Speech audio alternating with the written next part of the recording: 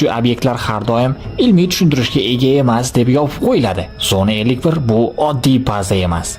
Bu joy insoniyat hali tayyor bo'lmagan haqiqatni yashirayotgan misoli darvoza. Siz bu joy haqida ko'p eshitgansiz, ammo haqiqatning eng og'ir qismini hali hech kim bilmaydi.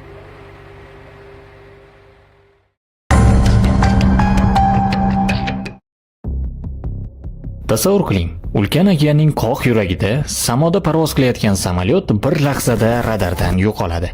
Na bir signal, na bir xabar, hech narsa yo'q.